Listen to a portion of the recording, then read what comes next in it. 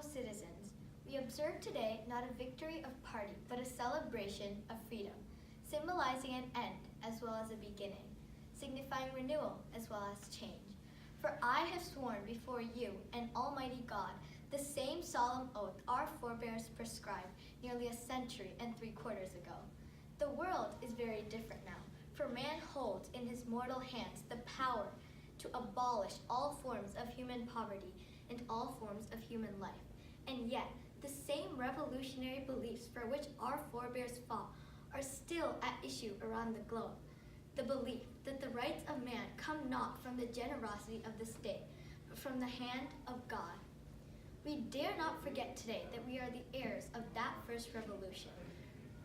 Let the word go forth from this time and place to friend and foe alike, that the torch has been passed to a new generation of Americans, born in this century, tempered by war, disciplined by a hard and bitter peace, proud of our ancient heritage, and unwilling to witness or permit the slow undoing of those human rights to which this nation has always been committed, and to which we are committed today at home and around the world. Let every nation know, whether it wishes us well or ill, that we shall pay any price, bear any burden, meet any hardship, support any foe, oppose any foe to assure the survival and the success of liberty. This much we pledge and more. To those old allies whose cultural and spiritual origins we share, we pledge the loyalty of faithful friends. United, there is little we cannot do in a host of cooperative ventures.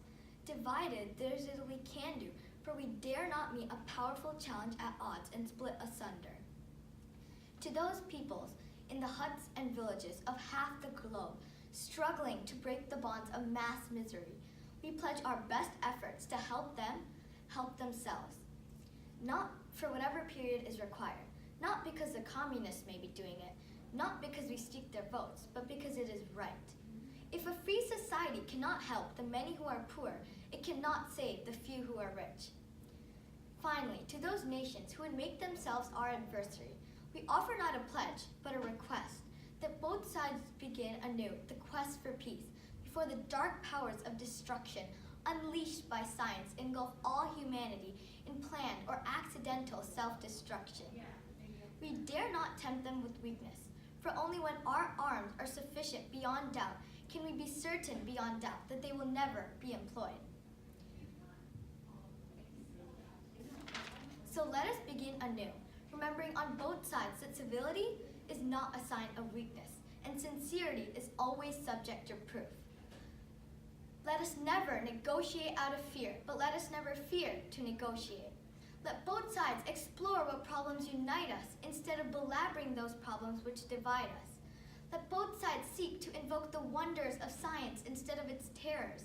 Together, let us explore the stars, conquer the deserts, eradicate disease, tap the ocean depths, and encourage the arts and commerce.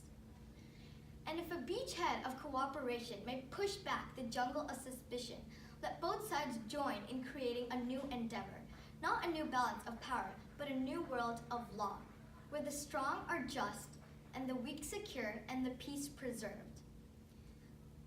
All this will not be finished in the first 100 days, nor will it be finished in the first 1,000 days, nor in the life of this administration, nor even perhaps in our lifetime on this planet, but let us begin.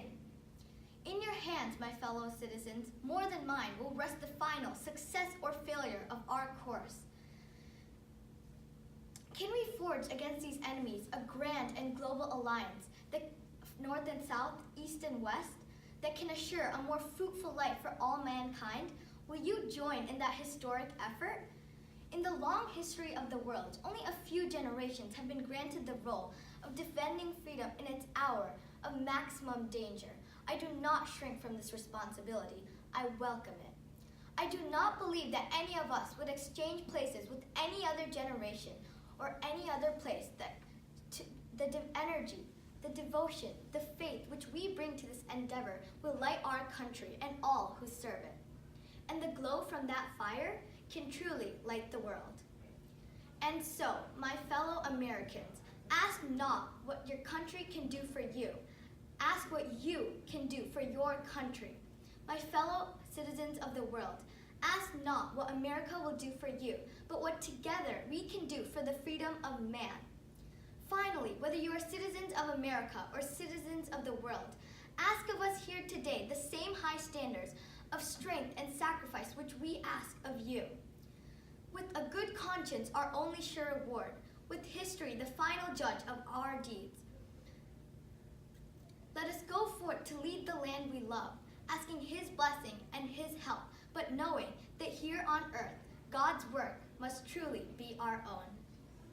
Thank you.